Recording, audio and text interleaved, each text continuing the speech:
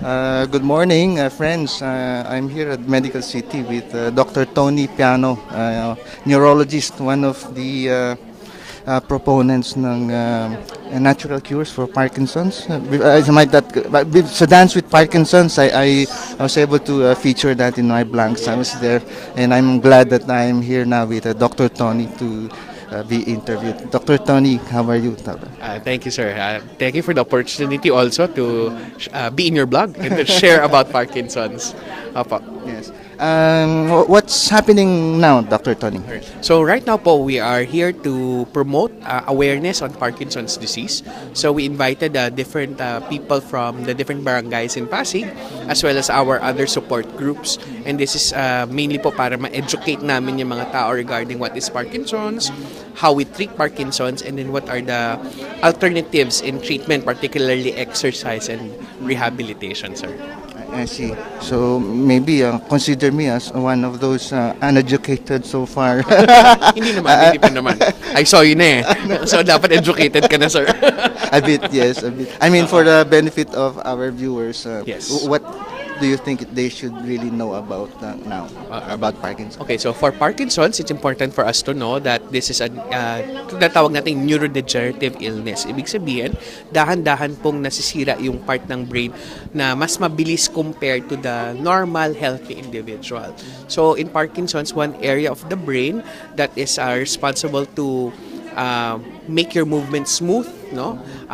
Nasisira kaagad. And this brain cells or part of the brain produces dopamine. So in Parkinson's, nauubusan po tayo ng dopamine, no? So the usual treatment for this is actually to replace the lost dopamine. Alright po. So manifestation-wise, for Parkinson's, commonly yung mga napapansin yan ay ang mga pasyente may mga panginginig, pero yung panginginig nila kadalasan ito ay makikita kapag nagpapahinga. Right? And it will worsen kapag gumalaw sila or na-stress sila or pag nagalit, ganyan, or tensionado, mas malakas. On movement, nawawala, pero sometimes pwedeng bahagyang bumalik. Pero another more important feature ng Parkinson's is bumabagal ang pasyente. No? So mabagal ang pagkilos, pag nagsasalita, bumabagal, ang pagsusulat lumiliit, no? Nagdidikit-dikit ang panulat nila. Yung usual na gawaing bahay is also affected, like taking a bath, no? Eating or feeding oneself, or turning in bed could be also affected. And then they also have tendencies to have a funny walk, no? Because mabagal sila mag-walk, paminsan they feel that they're also stuck on the floor. They also shuffle. And then they're also a bit stiff. So these are the more common symptoms for Parkinson's disease. And then we usually advocate that if you feel that you have any of these symptoms, you always see your doctor, no? Preferably either any doctor, but preferably a neurologist. And you are advocating now mga exercise you mentioned earlier. Yes. Can you elaborate further? Yes.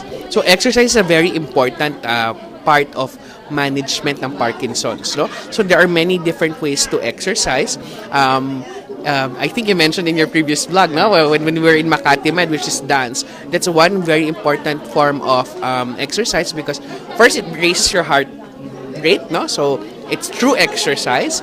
You deep breathing, you can sweat, and then at the same time, it improves balance and posture, now which is usually affected po in patients with Parkinson's. All right, so any form of exercise should be helpful, no? But I advocate mainly aerobic exercises, so the walking. All right, as long as it's with a partner para less yung risk to fall. Dance, kasi usually you have a partner to dance, no? So that will also help you. In case may chances ka to fall, somebody is there to guide you, no? And then swimming, probably if you know how to swim, should be helpful. Alright, but generally any form of exercise that you enjoy, importante enjoy ka, should be advocated in a patient with Parkinson's. From your experience, Dr. Tony, regarding your patients, what are their usual worries when they are diagnosed with Parkinson's? What are the usual worries? How do you approach them? Yeah, that's a good question. No? For commonly, mga unang worries nila is because you tell them na walang treatment. So feeling nila wala nang say-say yung life nila. No? Because they feel that it's a degenerative disorder, no cure. So feeling nila nagiging useless sila and then they're afraid of the consequences. But commonly what I tell my patient is that we have medicines that will help the symptoms so that you can live a better quality of life. Right? So like I said kanina, somebody asked, no, ang Parkinson's na ba nakaka-shorten ng lifespan? I said yes, it can shorten lifespan, but sometimes it's not the length, but the quality of life that you live, no? And it applies to not only patients with Parkinson's but for everybody else, no? So you try to live a good quality of life, enjoy your family, enjoy your friends, you know, it should not be a hindrance. So yun yung unang-unang common na problem na encounter ko with patients, no, na they feel bad about it. So they are also at risk for depression. So if I recognize it and I cannot counsel them on that, then management with medicine should be at the back of my mind kung kailangan ko silang simulan or hindi. Another concern would be the effect of the medicine.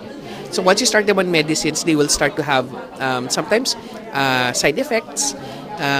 So you just have to explain extensively kung ano yung mga pwede maging complications, tapos ma-recognize early so that we can adjust the medicines properly. In later stages of the disease, when their medicines are medyo nagloloko na, meaning mahirap na siyang timplahin, no, then the main problem or concerns of these patients are now the side effects, no, the excessive movement, you know, and then sometimes they develop pain. So these are the complaints in the middle or latter part of the disease. Pag medyo matagal na, it's mainly because the medicines don't work anymore, kahit mataas na yung doses, then that is the time that you have to start telling them about comfort, all right, and then making sure that the family knows that this is going to be a problem na dapat i-address, that the patient is very comfortable. So usually those are the parang stages and at the same time the common concerns of my patients when they are told that they have Parkinson's. Among medical service providers, Yes. mga doctors, Opo. is there a practice now that they're doing na somehow you're concerned na gusto mo ring i-modify or to have them be updated on? Oh, yeah, that's a good question. Actually, at least the Philippine Neurological Association, the Society of Neurologists in the Philippines, are actually advocating to educate our physicians. Not only the neurologists, but also all other physicians. So there's always a move for that. Interestingly, we're going to have, it's on the works, pero so, unang-una sa vlog mo malalabas to, ha? Wala pang announcement, formal announcement, but I'll announce it in your blog site, no? That we might have a national lay forum conference, but this is mainly for lay.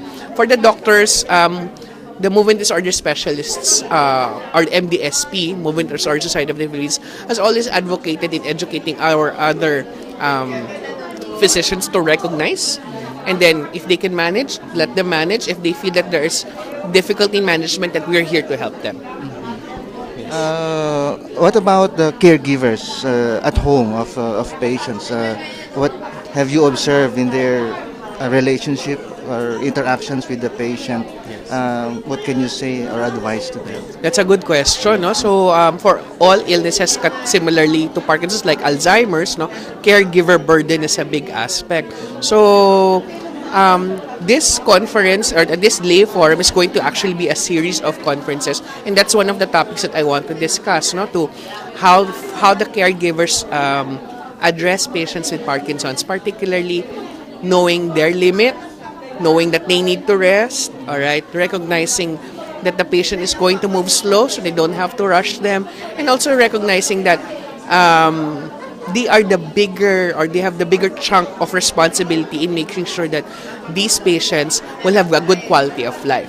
All right, so madaming aspects, particularly caregivers. So commonly among doctors, hindi lang pasyente inaalagaan mo, pati yung caregiver. Because for the patient to be healthy, the caregiver should also be healthy. And at the same time, all the stakeholders around the patient should be talked to and then addressed para maganda yung care natin for the patients.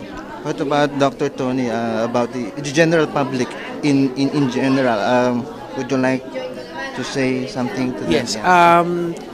It's important that you recognize the symptoms of Parkinson's. No? Kailangan natin antabayanan kung ano yung mga symptoms. And at the same time, if it's recognized early, then it's good that you discuss it with your doctors. I'm not just saying just a neurologist, but any doctor, no, na kakilala nyo para mapag-usapan. And then